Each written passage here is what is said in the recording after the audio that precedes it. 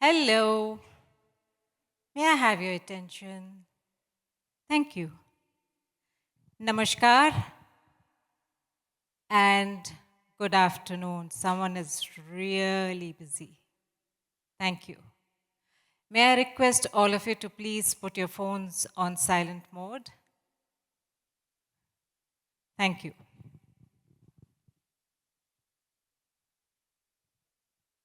In a vast country like Bharat, every state has its own beauty, its own tradition, its own legacy. Likewise, the same goes for Kashmir. Now, this, when we talk of tradition and beauty, it is not just showcasing the wisdom of choosing indigenous resources, but also blending it with fine and delicate craftsmanship, all of which adds much character to that place which we call our home, as well as our own homes and our cupboards. Cupboards by meaning the weaves that we drape ourselves with. In this stage talk, we have two speakers who have been tirelessly working at reviving, preserving, and conserving the traditional forms of art and design. Manish Saksena, who heads Aadyam Handwoven, an entity of Aditya Birla Group, closely works with weavers and the communities all throughout the country, and Kashmir is one such cluster. While Aadyam focuses on textiles, we have with us Sameer Hamdani, an architect and conservationist, an art historian who will be sharing with us his knowledge and showcasing photos which will bring to us the intriguing, the captivating building designs of that we see in Jammu and Kashmir.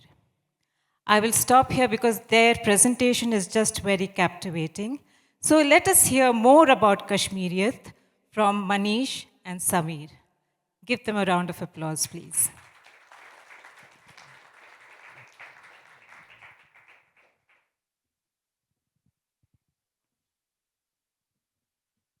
Yes, thank you so much. Yes, good afternoon to you. I think we already have the context, but I would just take a few minutes to just put a little more context as to why Aadyam is doing this. So Aadyam, like you already know, that we work in various clusters. We work in various clusters in India, and Kashmir happens to be one of the endearing ones that we work with. Whenever we talk of textiles, we feel that it's all about storytelling. It's actually about what goes around, what the entire ecosystem, the entire culture of that place, and that is actually what gives textile its signature. So it's always very important for us to actually delve into that, and which is how this idea came up. We actually had done a walk with Sameer earlier as well when we had done a media trip to Kashmir, and it was such a wonderful, insightful one that he became our first choice when this conversation idea came up. And then he also has this book which he has just come out with, which is called City of Kashmir. So history was not one of my favorite topics ever. I mean, it was not something where I scored well also. But this book has been written in such a conversational style, and there is so much like a commentary as well as a dialogue as well as humor, and all of this makes it a very interesting book. So we will talk about the book also. But before that, we'll just play a 1 minute film to just give you the context of what we do in Kashmir as well.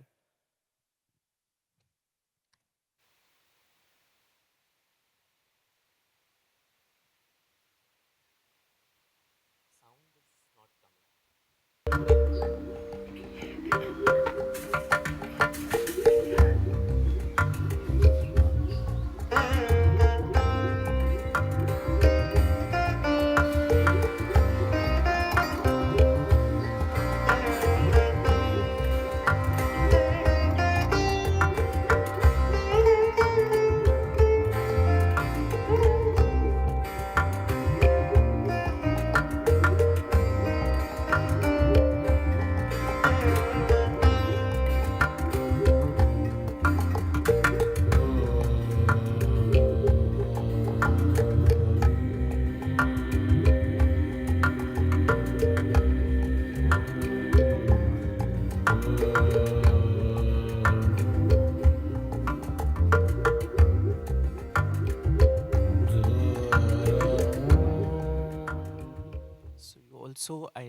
you've seen the setup outside, but we have a few pieces here. So there's Kani weaving and Sozni. But yeah, coming to the conversation now. So I think in your prelude itself, you mentioned that Kashmir actually Srinagar is one city where the past and the present don't seem to sort of coexist. And I think it's also because it has gone through so much of destruction, reinvention, different kingdoms have come and gone, and it is sort of almost every time when a resurrection has happened, it has given a new language and a direction to the topography of the city.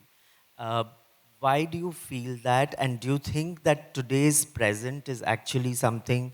Uh, because in other cities, it seems to coexist in a much better, in a much more cohesive way. But somehow here, it is like a chalk and cheese kind of coexistence, which you keep jumping from one side to the other as you go through the city. And what should be done about it, and what is really the cause for it? Uh, Hi, thanks for having me here. What should be done about it? I mean, I'm a conservationist per se, but I don't believe in interventions in cities. I don't believe in intervention in our lives, which would sort of impose a vision of past upon the present. I mean, it goes against totally against my training. It goes totally against my profession as an architect, as a conservationist. It's almost in hearsay, but I do feel that we live in a time and a period wherein we are what we are. We exist in multiple cultural existences, if I can say the word. So I think the question with Srinagar, the question with Kashmir is one of resources. It's a rather limited land. And in a limited land, when you build, and the build scape is something that is really important, it gives you a first character of a city. I mean, this is a book about the urbanity of the city. It's about what Kashmir is. So the question is that the billscape, when it is a resource, there's a resource crunch. When you don't have that amount of resources, what do? There tends to be a certain amount of uniformity. There tends to be a certain amount of similarities. And as I've said in the book, the only difference between a house which would be of a rich city merchant and a house which might belong to a baker or a labor is the sheer scale. The only thing that is going to differentiate a poor man's house from a rich man's haveli is the scale. Otherwise, the material, the technique, the way you build, everything is similar. And this happens all across. So then the question is, all of a sudden, you're in a totally different milieu. I mean, you can get Makrana tiles, you can get Italian tiles, and you can build a home in Kashmir. And many people who have got the money, they aspire towards a very European sort of a notion of how a house should be in Kashmir. You can have a Swiss chalet, you can have a English country manor house. Qadri's house is an example. So the question is, do you then impose? It happens in, let's say, in Ladakh. I don't know how many of you have been to Ladakh. If you go to Ladakh, there is a certain sense of uniformity wherein modernity is sort of picturized through a respect for the past. But that is not something that is inherent and organic to the society. I mean, we are what we are in terms of the food, in terms of everything. So the question is, I think, because of the fact that the locale is so small, the geography is so small, what is coming up is so in contrast with what was there in the past. And that is something that might be a reality of our times. It happens in many other cities. I won't see in every city the past and the future is sort of totally in conformity with one another, or they sort of gel in together. See Old Delhi, and the moment you move out of Chandni Chowk or your sort of Karol Bagh area, there's a different Delhi. You go to South East, there's a different Delhi. So I won't say Indian cities have been able to sort of rub past and future in a very organic manner or in a manner in which there is a reflection of the past, while as there is a contemporary, contextual understanding of what past is in the way we build. You also refer to these two words, adab and mejaz, and I think they are really wonderful words to define the culture of Srinagar. But I feel that these are two words which two other cities which can own it is Lucknow and Hyderabad. So do you think that they sort of form a trilogy in terms of how culture and nuances are seen in these three cities together? Are there any similarities, dissimilarities, whether it is in cultural context or architectural context? Well, there is a certain amount of historical continuity in terms of the former Suba of Awadh, or the kingdom of Awadh. at least two of the prime ministers of our state were Kashmiris. And you had a good amount of people working for the Nizam here, Kashmiri Pandits as well as Kashmiri Muslims. But again, if I just sort of skip the book totally, there is a word which is a dish we have, tehri, which is the mustard and shallot and rice, right? I think it used to be popular in Hyderabad at one point of time, and the whole idea is that this is a dish. I mean, you find it in UP, you find it all across Awadh, and the story is that this is a Kashmiri Pandit who basically took the dish from Hyderabad and they brought it to Awadh. But then there is the older story. We had it in Kashmir in the 14th and 15th century, and there are references to something like zard pulao, which is the same thing. So basically, what I'm trying to say, in the end, Awadh, Hyderabad, and Kashmir, to a large extent, these are the successor states to the Mughal Empire. And the culture is very Persianate. It's inspired by Persia. There are so many elements of Persian culture which are a part of all the three cultures. So Tehzeeb, Adab is something which basically speaks about city life, a certain urbanness in all the three cities. There can be nuances, there would be nuances, geographical, regional, but overall I would say that yes, there is a certain amount of that uh, aap, which percolates through all the three different cultures. Maybe the language would be different.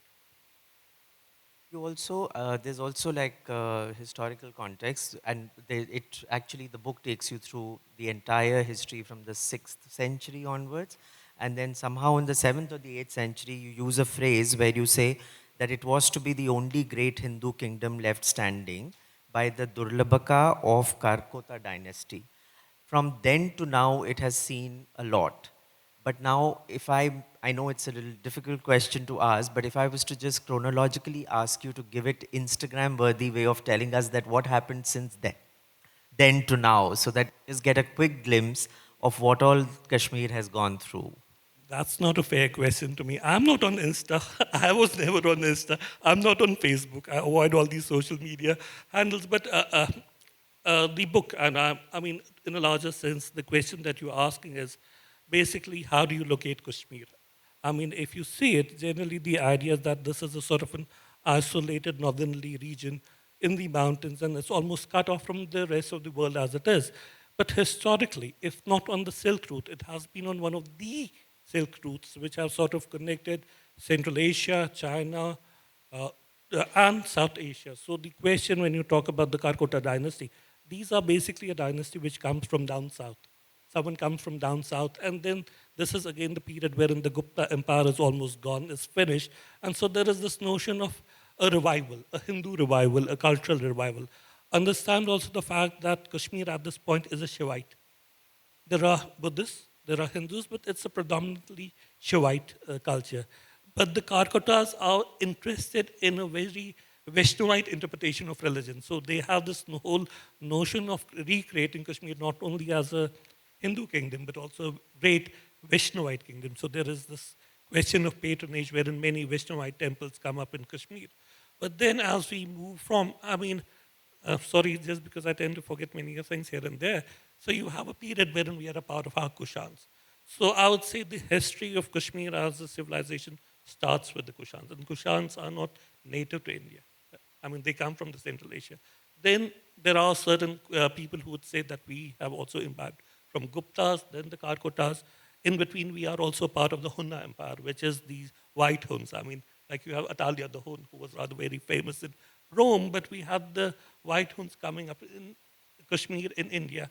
And they were predominantly responsible for converting India from a Buddhist to a Hindu land. So then in Kashmir, we have the Karkotas. Then we have a couple of local dynasties, some which have linkages with modern day Afghanistan, the Hindu Shahis, the Kabul Shahis.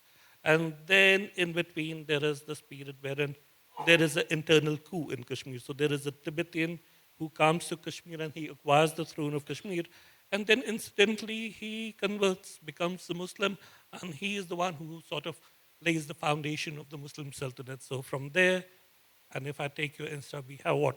We have the Sultanate period, almost 2 centuries, then the Mughals, then this Afghan Sikhs and Dogras, then modern India. So that's it. So I think also this reflects in the architecture because while Mughal era has given a lot of very distinct architecture to the rest of India, and mostly the historical places that we today cherish or we know of are mostly built in the Mughal period. But in Kashmir, there is the Mughal, there is the Mongolian, there's the Tibetan, there is um, a lot of Hindu. So do you think this gives it a very diverse in appearance, or do you think it gives it a very fragmented appearance? Like, do you think it's an advantage to Srinagar that it has this diversity, or is it a negative because it seems like it's a bit of everything? And that's rather important because the whole question is, I mean, there are many people, and even given the debates that happen across social media, WhatsApp, etc., about the originality of a certain culture. It starts from this point. There's nothing original in any culture. It's always a question of interaction, and it's always a question of borrowing. And in case of Kashmir, we are also borrowing. We are borrowing from the Kushans, we are borrowing from the Hunnas, we are borrowing from the Guptas, we are borrowing from the Mughals. So what you see in the end is this sort of many mirrored elements from different cultures, but then it gets a unified whole. And that is Kashmir. That's your shawl. You might have multiple shawls everywhere, but there's a Kashmiri shawl. And it's again borrowing from the Afghan, it's again borrowing from the Mughals, it's borrowing from the Shamiris. So the whole question is yes, there are these multiple influences which are coming into this small valley. But what is important about the whole process, the cultural process, is that it is the people of Kashmir who are responsible for selecting out of these many influences what they want to retain and in what form they want to retain. That agency is with the people. And that is what gives it its unique cultural ethos, if I could say so. Now that you mentioned, so in fact, it is also a state where there is a lot of dependence when it comes to economy on the handcrafted and the craftsmanship. And then, of course, there is the entire fruits and dry fruits, and which are very unique to this place. So whether it is the wood carving, whether it's papier mache, or whether it's the textiles, everything. But do you think there is a reason for no other industry having developed in Kashmir other than the handcrafted and the handmade? And why is that so? I mean, I would say, as a Kashmiri outsider, we are lucky enough to trust our hands still. And we have not been mechanized to the degree that the rest of the country is. It's something rather good. It again, I mean, just see, leave aside the fact that it's a question of infrastructure, electricity, transportation, etc. Industry, where does it work in there? But the question is that in case of craft, imagine someone sitting day and night and then making these 1 inch by 1 inch square, which might have hundreds of stitches there. It, it again speaks about tehzeeb. It speaks about culture. It speaks about a certain frame of mind, which is very inward looking, which is very thoughtful. You might just use the generic Sufi and sort of say it's all that part of that Sufi culture. But I don't care. I mean, you can use any term that you want. But it's a very inward looking society. That's why in my book also I speak about the fact that, and I hope there's no Punjabi here, unlike the Punjabis who are rather very vibrant and colorful, Kashmiris tend to be inward looking. And that's true about the city also. I mean, go to Delhi or go to any historical mohalla town, there is a certain amount of loudness there. You don't find that loudness in the historic city of Srinagar. Also, if you'd like to say, I know that you haven't covered it in the book, but I know you have a lot of commentary about the craftsmen and how their life has been impacted, and how in the past 4 to 5 years, I think there is a sort of an upswing. So, do you agree or disagree, or do you think there is still something that is not right and should be done differently? Uh, in 2023, I was a part of a team wherein we got Srinagar listed on the UNESCO Creative Cities network. So, which was rather good. It gives a certain appreciation of the fact that this has a very rich craft base. But then during the course of the deliberations, while we were talking to the craftsmen, and there were a huge amount of craftsmen, some of them are national awardees, some of them have been awarded with the Padma, what do you call it? One of the Padam Shris, I think, yeah, they're national awardees. But then when you talk to them, all of them are of the opinion that this is a trade and a craft that we don't want to pass on to next generation. Now, understand that in case of Kashmir, like, I mean, in many cases in India, you have crafts which are sort of linked with the family, and that family is a part of a caste system. So there's a certain caste barrier which you want to cross. In Kashmir, many of the crafts, sosami, paper mache, these are not fixed in a certain caste structure. So there is not that sort of a notion of stigma that is associated with a certain craft. But primarily, I think Kashmiris are very uh, I don't know how to put it. It's basically a question wherein, one, I think there was this period between the 60s and 70s that most people thought that the best thing in their life that would happen to them, in case you don't become a doctor or an engineer, is to get a government job. So that whole notion of a life which is targeted towards employment in a sort of a salaried uh, sector is something that works for many of them. Secondly, there is again this notion, I can't say how right or wrong, is that the craft tends to be exploitative of the artisans. Now, this is something that you hear repeatedly. There's this middleman, the term we use, the Vostagar, or whatever you use the term. Basically, there is this person in between who's making out the huge chunk of profit from the whole scheme. And while the artisan, they don't have insurance benefits, they don't have health benefits. So how does that craft survive? So I think there are issues. There are people who are doing good, they're making money and they're becoming famous. And I think the state is also celebrating them as success stories. These are the people we need to look forward to. But then there is this inherent understanding that as a society, uh, you don't want your son or daughter to be broken into the craft. Maybe it's also about the fact that young people want to be rich and famous, and this is not a judgment of any of them. How many of them would like to sit and stitch? I don't know. But I also believe that it is the state of craftsmen in most of the country, actually. Exactly. But it's just that the rest of the country has been more open to inviting people, or people have gone and done interventions, which has kept the craft, so to say, a bit more alive and contemporary. And therefore, there has been a wave which has been able to sort of revive it or bring it back to the audience in a slightly different flavor.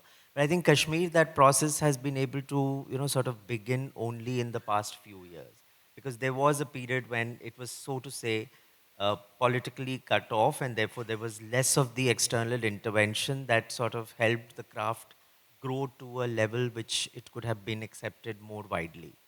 That's true, but there's another thing I would like to add is that, I don't know, it's again a part of your tehzeeb.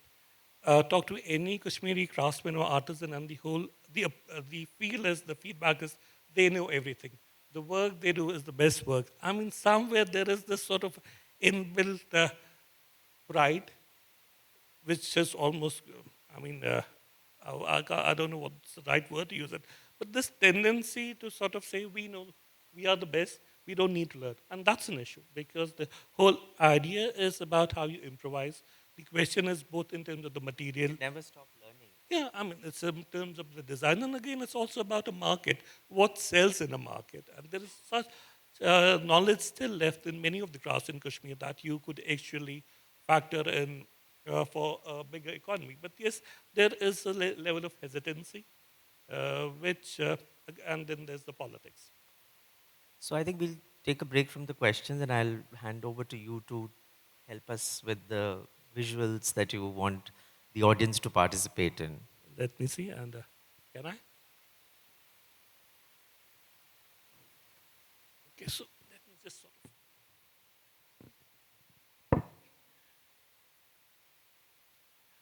of. So this is rather where you all start from. So this is my ancestral home, the home I was born in, built by my grandfather, and I think we lived in there till I was almost 10 or 12, and then we left. So again, if you see the building, the architecture is something which is a bit colonial, but then it's sort of inbuilt in the local architecture itself. So this is where my rootedness comes in the city and the region as it is. So this is an image I can rather skip. It's just for nostalgia, but still.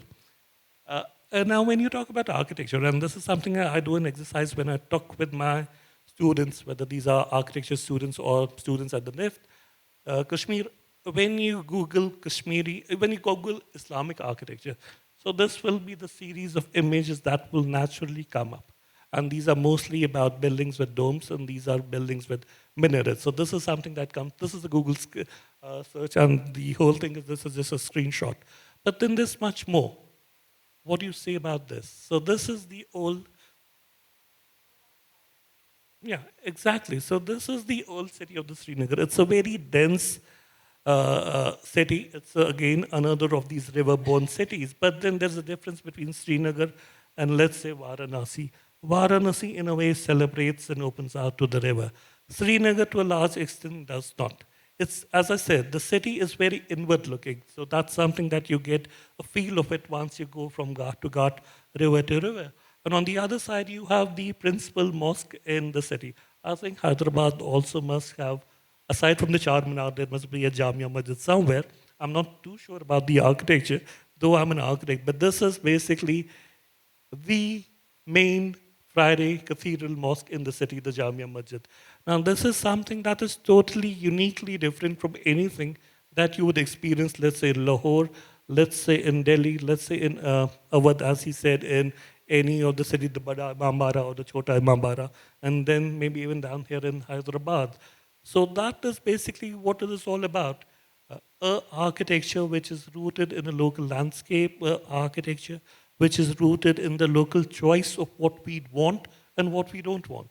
So I would say till almost somewhere around 1970s, you hardly had a mosque or a khanka or a shrine within the Muslim architecture of Kashmir which had a dome. Now, this is a sort of an old image of the Srinagar city, and I just took it from the Google. So this is basically the riverfront, and you can see on the right side you have this famous shrine which is known as the Khanqa Shah Hamdan. It's a Khanqa. The Khanqa is basically, these days, these are khankas which are used as mosque, but primarily a khanka is something which is like a monastery, it's a mosque, and it's many things more. It's a rather cultural, spiritual hub of a order, a Sufi order. I mean, I don't know, many of you whom who have gone to Turkey, you might have seen there is this whirling dervishes, as they call it, the Molai order. So that is a Sufi order, and they practice from a khanka or a taqiyya. In Turkey, they use the word taqiyya. In Iran and in most of South Asia, use the word khanka. And this is the riverfront, the same riverfront. This is a picture that I took from my college days, so this would be somewhere around 1999. So more or less, again now, this is almost a 20, 30 years old picture, but the riverfront is still similar. If I go back, the nature of the city hasn't changed. It's still a low-lying horizontal city. It's again a city which sort of opens out in case of the major shrines and temples. And then these are the gullies and the kochas that you find in and across the city, which I have tried to sort of speak about in the book, wherein you actually get the living, real pulse of the city, basically how we as Kashmiri speaks, how we as Kashmiri live. And this is where the art and the craft that they are basically working on is there. I mean, in case you see, there is this house here. And what seems like these sort of pieces of cloth are basically shawls. These are basically shawls that they have just hung up from their balconies, colored, and just left there to dry. So this is something that you would find invariably across the old city, wherein you might find a paper mache artisan, wherein you might find a sosni worker, a shawl maker, someone who's doing basically woodwork. There's also a word for this hanging balconies and projected I balconies, mean, right? What's the word? what's the word? No. This is a dub. This is we call it a dub. It's like almost like a jaroka that you have in most of planes, but in our case, it's a dub. And in case the dub is at the top, which is we have a word for it. We call it zundab, which is basically a moon pavilion.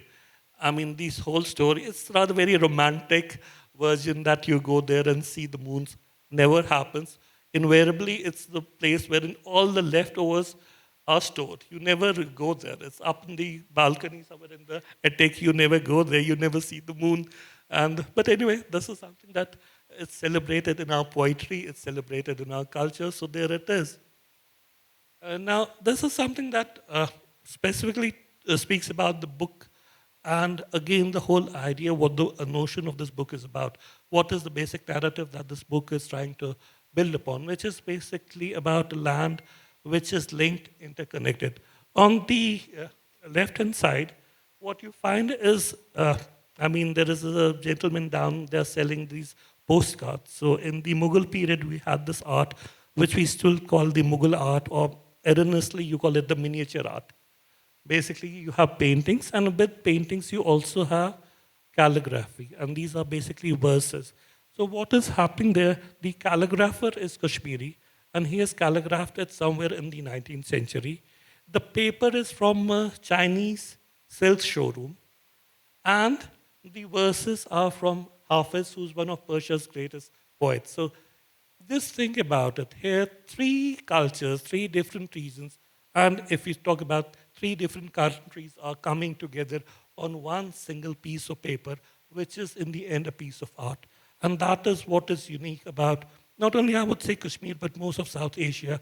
I mean, if you take away the boundaries that define our modern nation states, we were what we were because of our connections.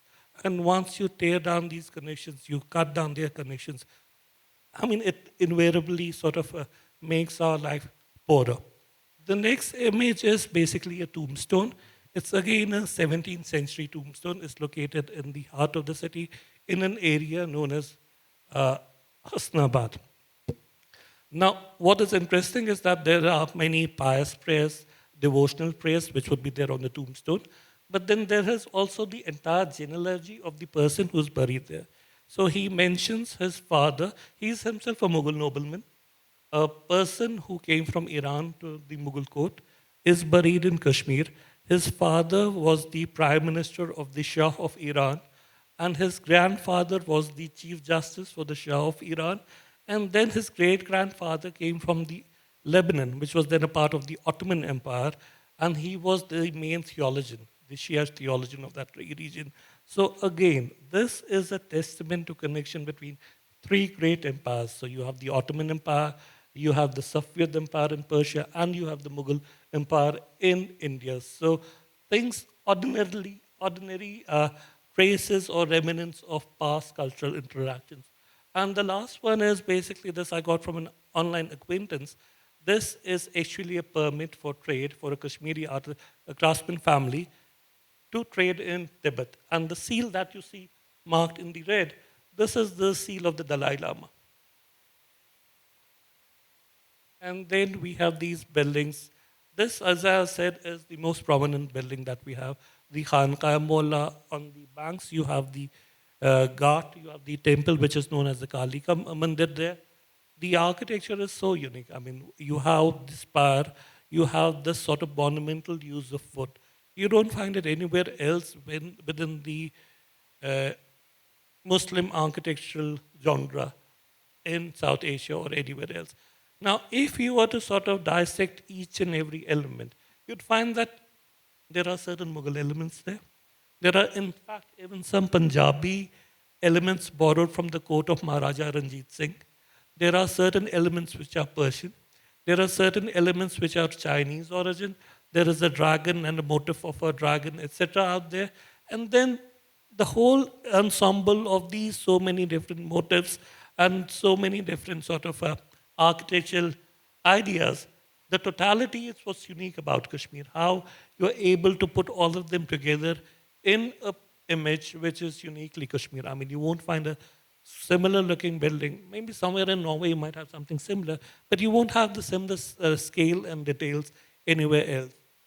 This is a picture of the interiors of this very shrine. And what you actually see is that there are these brocades. These are basically what we would get these brocades primarily from Yarkand, which is in China. Maybe some Banaras also coming from down south. But then you have all these Pashmina shawls, which are a part of the interior decoration. So this is again an interesting example of how textiles were used for decorating a shrine at a specified period, which in this case is a Urs.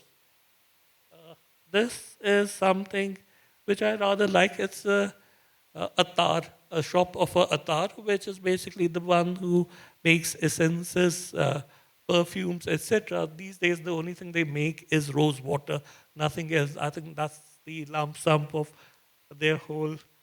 With the Khan, It's people with opposite their to the Khan. Khanka, but then there is this sort of richness to the whole place, these sort of these decanters, etc., that are there, frosted, edged. Uh, it again speaks about the fact, the question that he said, which is about that there are so many traditional knowledge systems and crafts that are getting lost. It's not only about Pashmina. Yeah, but this store seems like a time capsule kind of a Yeah. thing. Even the person who sits there, Yeah, yeah, exactly. You can make it out. So the question is, uh, while you are trying to save so many things, there are already so many things that have totally passed away from your memory, and more importantly, from your knowledge system. I'll just skip through some of the pictures. So this is the Jamia Mosque, which I again talked about, and there's a beautiful description about this mosque in Sanskrit written by Pandit Shrivara, who was a let me get my dates correct, a 15th century Sanskrit historian and a poet at the court of the Muslim kings. And the description is rather very beautiful, even in his translation. I unfortunately can't understand Sanskrit, so I'm dependent upon the translation out there. So this is basically when we talk about the Buddhist past of the region. So this is the statue which speaks about the birth of Gautama, or in this case, Siddhartha. It's again from the 10th century onwards. So in 10th century, Kashmir or the city of Srinagar is a Hindu kingdom, but you have this continuous patronage of Buddhist art and Buddhist sites there. But then again, you find that there are certain remnants which you find even in a Muslim shrine. So if you notice out there, you have these terracotta spar at the top of the shrine. Uh, they hardly make it these days, but the source is again a stupa, and in this case, we have this votive stupa from Harvan, which shows about how the iconography, how the image is borrowed from somewhere in one religious order, and it becomes a part of another religion. So basically, the whole idea is about continuity. You don't have, I mean, I don't know how many of you, if any, is a student of art or architecture.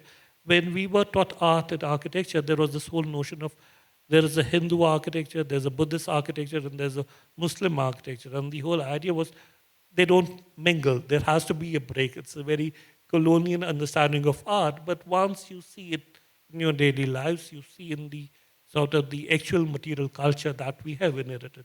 You see these clean breakages don't occur in history. History is more about an interaction, a continuous process of interaction. And this is another building which is probably the only historical domed building that we get in Kashmir. It's incidentally it's a mausoleum, and it's a mausoleum dedicated to a woman. So the only mausoleum that we have in Kashmir is for a woman, not for a male. The males are all outside, so you can see the graves of the sultans, and this is basically 15th century sultan's mother. this is The really Iran, Tehran kind of. it borrows from Timurid architecture, which is Samarkand. But if you see, there is this one circular dome, and then there are these four side domes. It's more Byzantine than Islamic.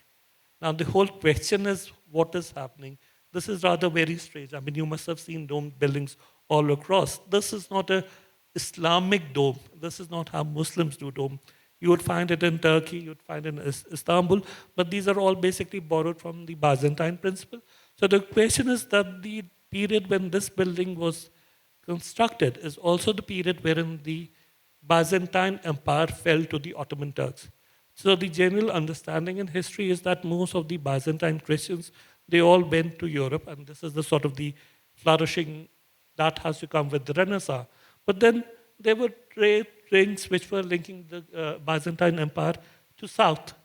So there is always a possibility that some of the artisans might have migrated this side. So that's just an idea. But what you also find in this building is that on the top you have these sort of terracotta tiles which are studded in the wall. So you find that thing also in Samarkand. Basically, this is a very Zoroastrian practice. It happens in Central Asian fire temples that they used to have at one period. Again, something starts in Central Asia, comes to Muslim uh, Samarkand, and from there it comes to Kashmir. It's all about a continuous movement. I'll just run through the rest of the slide. Uh, Open for questions, maybe.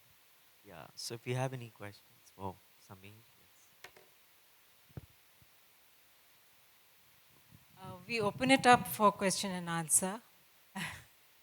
Seerat would like to ask, yeah. Thank you so much, Dr. Hamdani. I mean, it is the things that you've spoken about till now. I mean, as a student of culture, I feel like this is so interesting to know and hear and to sort of, pay an ode to our heritage.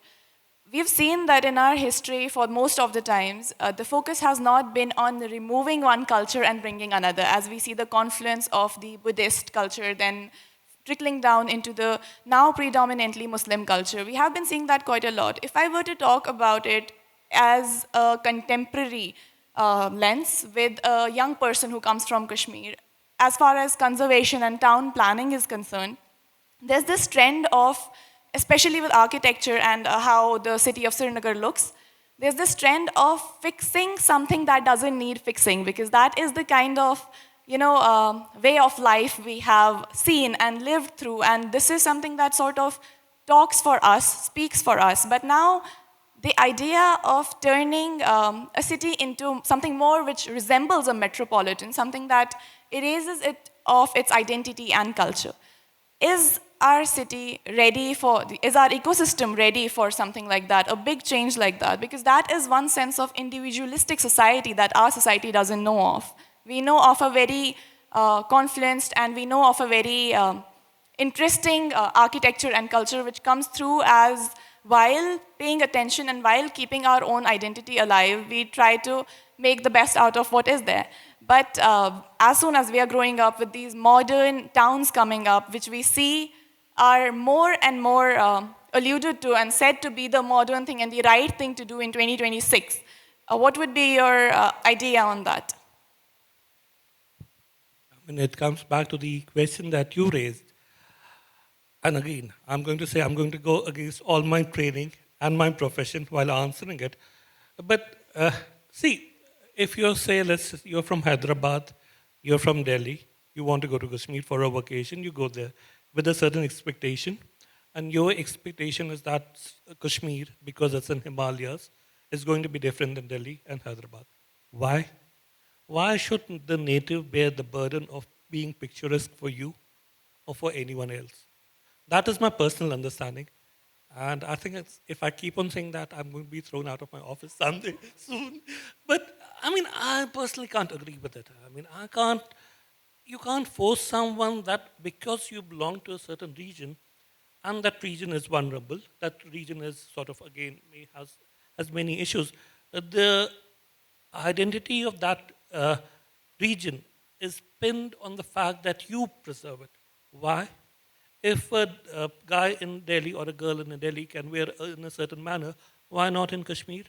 Why does she have to have Sozani and a Piran?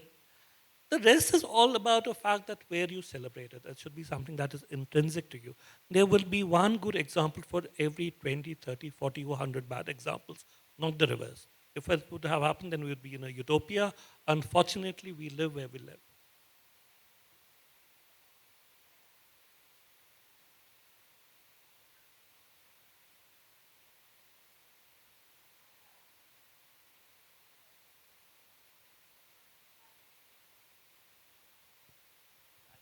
I forgot to mention this earlier, but there is this concept of Jannat, and you mentioned this, that every child is sort of ingrained into them, and when you're born, you sort of start to live with this idea that you are in a Jannat.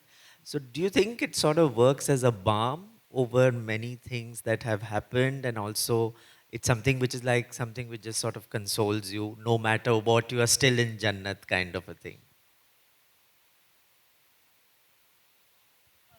Maybe it's true. It's a sort of something. See, when we come to the rather modern period, the political history of Kashmir has not been that kind to the region itself.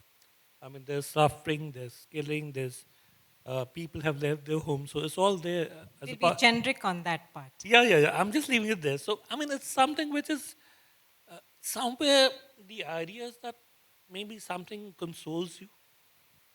Uh, we have a rather very famous saint in Kashmir by the name of Sheikh Nuruddin Wali. And there is this anecdote about him that once he was mostly living in the wild, so he never lived within any urban city, never lived in an urban setting, sorry. So there is this notion that once he crossed the mountains and he came and he had to look at Dal Lake. And once he saw the Dal Lake, he said, okay, let me go back. And every all of his disciples told him, why are you going back? He said, this is a part of paradise. And I fear in the hereafter, my share of the paradise will be taken away if I have this vision of paradise here.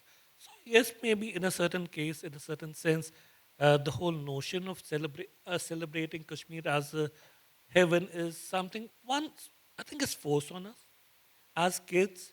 It comes in our school books, it comes in our textbooks, it comes in the Bollywood movies starting from 60s and 70s. I mean, you have to live with it. But I would like to ask you that, in the past, let's take making a house. It was made in a particular way using slate stones or whatever, wood, etc. Now, how does one actually balance that fine line of conserving, reviving, and preserving what we call the traditional style of construction vis-a-vis, which could actually be far more economical, but a speedier one, which is the modern one? Where is the balance out here? I mean, for one, the traditional construction systems are something that are very much in vogue everywhere in the construction industry because they are a part of your sustainable, environmental friendly Exactly. practices. So, I mean, if you go to any college or university anywhere in the West, these are practices that are celebrated low carbon imprint, low on the energy consumption, and in the end, they're so great. But the question is that uh, I would argue that what is important is the knowledge system behind these constructional practices. In the end, which material you choose is not that important. What is important is the understanding of how these systems used to work and how these spaces used to work. I mean, uh, most people who construct houses in Kashmir, and many of the houses are not properly heated, have 2 or 3 story high atrium, which we call lobbies, at the Yes.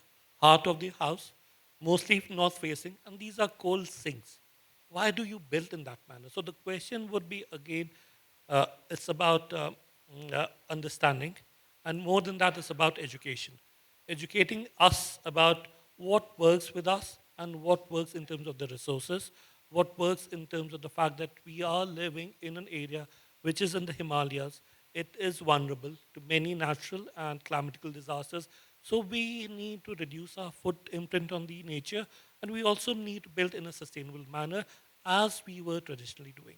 But the question is about education rather than forcing. That's my understanding. But when you say education, what do you actually mean? I mean, how do you Okay. educate a Okay. labor force? I mean, there are a couple of Kashmiris here, they would correct me here. So, in the 50s and 60s, if you're building a house, your flooring would be earthen, mud. Yes. Mud is an inert material, it's a good material, it works with your environment, right? Right. Come to 50s, there's a certain amount of money in the society. So, you have what we call the cement flooring or what we call the IPS. You would see beautiful examples of it in Kerala, the black and the red IPS flooring. You have certain more money, and then you have the terrazzo flooring. By 80s, some of the richer people are doing marble flooring in their houses. And then in the 90s, they realize it doesn't work with our climate. They cover the marble with carpets. That is what is happening. So the question is, if you are able to understand that certain materials have a certain material quality, certain materials don't work with the way we live, and in the area we live, I think it would make greater understanding for how we build rather than just leaving it to building codes. Because let me be very honest, you can have a building bylaw or a code saying build like this, it's going to be ignored. So is revival of weaves easier than uh, No, no, it's architecture? no, which is why I sort of mentioned, I think we probably wouldn't have thought of going into Kashmir before the 2020 is when we felt that no, we should just get into this region. So I think, yeah, that was one challenge. But the other challenge, which I truly agree with, is this whole thing of craftsmen believing that they already know enough. So I think that is a blocker when you start to, sort of when you do not learn anymore because you have this Know for it lack of all. any other word, Know it all. superiority. Yeah. But no, it is breaking down, and I think it is breaking down very subtly. But there is a lot to preserve. So you should always be very conscious that you don't distort the signature of the place. So there is a lot to preserve. So it's a very fine line. And I think that's the only thing that can work, because if somebody tries to just make it completely modern, then I think you will just lose the signature forever. All right. Ah, that is interesting. Let me ask that gentleman.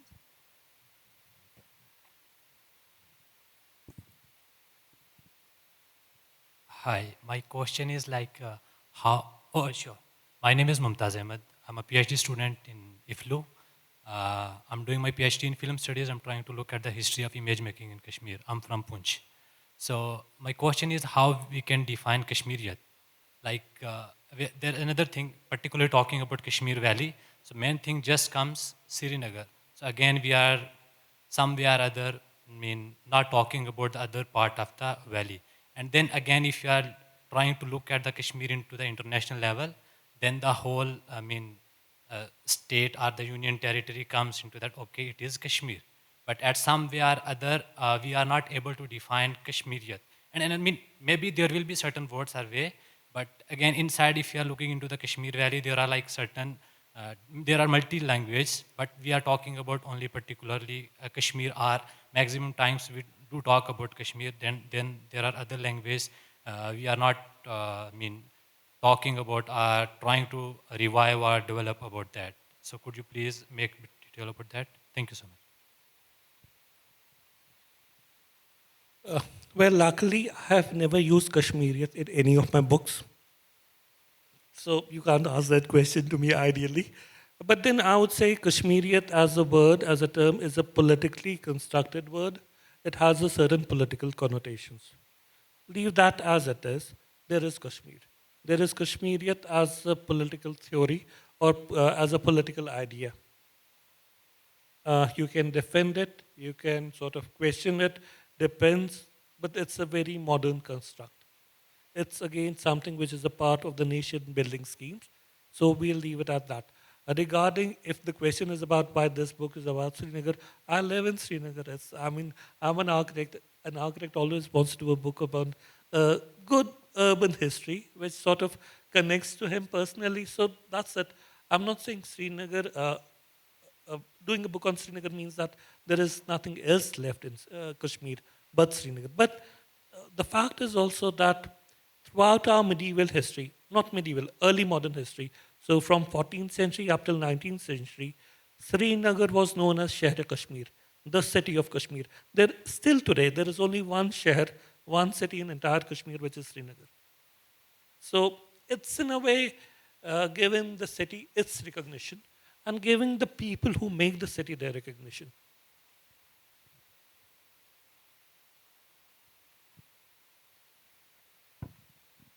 Hi, I'm Tanya. Thank you so much for such a great session, first of all, and thank you for hosting it so well, Manish ji.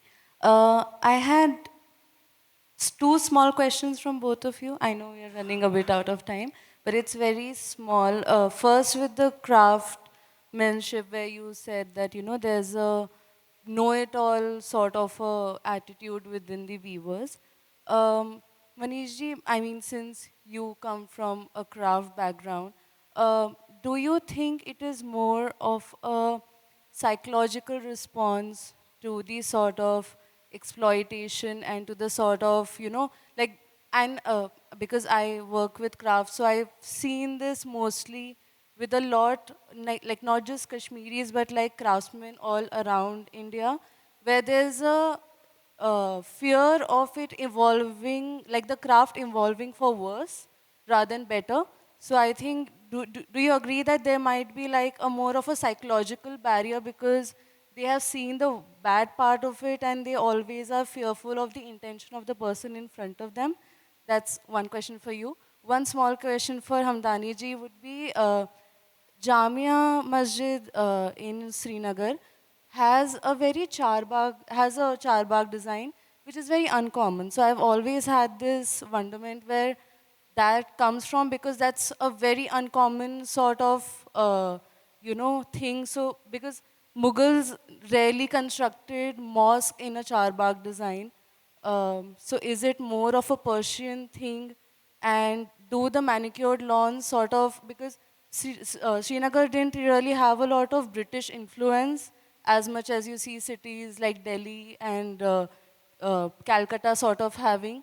So that conversion into a manicured lawn instead of a very typical Mughal forest-like lawn, gardens, was it a more of a modern intervention or was it a British intervention? That's So no, you are absolutely right. I think, and it's something which I experience everywhere. So we work in about 12 clusters, and I think whenever we go to a craftsman, their first body language is hesitation. Their first body language is always about resentment because they have been exploited. And you are right, because even when, I would say, even when designers go, they actually impose a few things and then they still cut corners and they still don't pay them right. And so I think they have this whole baggage. But in Kashmir, I think there is the complexity of this whole political invasion also. So they also feel threatened and they feel that now this is all that we have left. And if this is also taken away, then what is going to be our skill? But I think the way to handle, and I think we have been able to do that over the last 5 years, is to build a trust. So build a partnership kind of a feeling with them so that they start to believe in this, that we are doing something which is in alignment with what they want to do. I think this doesn't work when you try to do it in a way which is an imposing way or something which is against the grain of, because there is a wealth of knowledge and a wealth of aesthetics that sit with craftsmen. And I think that should always be respected. You can never not respect that. Any designer who would do that, I'm the gatekeeper to tell them to stop that. Because I think what you can learn from them is immense. So that balance, But I that think, should be the same for any other any cluster other that you cluster. are But not like I not. said, here probably there is a layer of There's another kind, one, one yeah, more one or two extra layer. additional Which, layers. right, yes. Samir. So we were never part of the British Empire because we were a princely state. But then the British were always You can coming to put your hand. Kashmir. You can put your hand down. So they were there. We had a residency, and I have a chapter in my book which is about just the Bagh, and it also speaks about the changes that happened to the landscape because of the Britishers. And this is both about the plant species that were introduced as well as the whole idea of a turfed, manicured, mowed garden. But coming to the Jamia Masjid, uh, uh, by Jarbagh, I believe I mean that there's a courtyard in the center with these four quarters. Uh, the mosque is basically what we call the courtyard mosque plan, or we also call it the Iranian mosque plan. We also call it the four Iwan mosque plan because it has these four portal gateways at the four cardinal direction. The whole idea comes from Iran in the 10th century, from the Seljuk Iran. The best example of it is the Jamia in Isfahan. The first time that you see this mosque plan in India is at Begumpuri Mosque, which is in New Delhi. Then that mosque plan gets repeated in number of times. Even the Jamia Masjid, the Badshah Masjid are a sort of a variant of that plan. So the question is that the whole plan is there. It's an original uh, 15th century plan. But the idea of doing these four gardens with a tree here and there is something because of the fact that in 1930s the mosque was heavily renovated, and it was renovated by the British Imperial ASI under Sir John Marshall. So the imprints are British. So, as you say, the influence, like in this case, by the British architect, but I guess as it comes, whenever it was built in the 1500s or 1600s, the influence that was existing then, or something, or whoever was ruling at that point of time, would have wanted a particular style to be built to make it unique. Uh, Probably that could also be the reason why it is so different, and then replicated or made a similar one in Delhi or elsewhere in the country. So wouldn't that be very likely? I mean, as I said, I have also a book on architecture, so you can read it in case you're interested. So there's something, the plan. The plan is basically Iranian, but the form is very uniquely Kashmiri. So that's why you have these spires. And as I said, there's a verse from Pandit Shrivara wherein he speaks about the fact that you have these garodas, which is basically the images of garoda on the spar at the corners, so Okay. flying garuda. So That's Vaishnav yeah, influence. so Okay. so I mean, yes, it is something in the end. See, what's basically happening in Kashmir is that it becomes a Muslim-ruled sultanate in 1320. Right. But the first major arrival of a non-South Asian, or a first major arrival of a Persianate caravan of Sufis and merchants and artists happened somewhere around in the 1402. So by the time these Persians are coming to Kashmir, there's already a native vocabulary of a Kashmiri mosque, which is basically directly borrowing from a Kashmiri temple. So just imagine it that in case of Kashmir, it's never been conquered by Muslims. Right. It's just basically a Buddhist king converts to Islam. But then in these initial 20, 30, 40 years, the court is predominantly Hindus. So the natural tendency would be to fit in, to gel in, rather than to stand aside as a sore thumb. Right. Right. Very interesting conversation where we have, seen the difference and learned how we can actually, I mean, though you said your office will not be very happy, but I think it is also something that, it makes us think and makes us ponder, how is it that we can balance out what is traditional and what the present needs are, which are burgeoning because the population is such and resources in any case are limited in a country like ours where we have 1.5 billion people, and also a desire to look more modern and step away from what is traditional. Um, but yeah, the heart lies where the tradition is. And thanks to both of you for doing your bit in conserving, reviving, and bringing to us this fantastic talk, presentation, and of course, showcasing the fine craftsmanship. Thanks to Aadyam for that. A round of applause, please. And may I ask, request all of you to please come for a group photograph.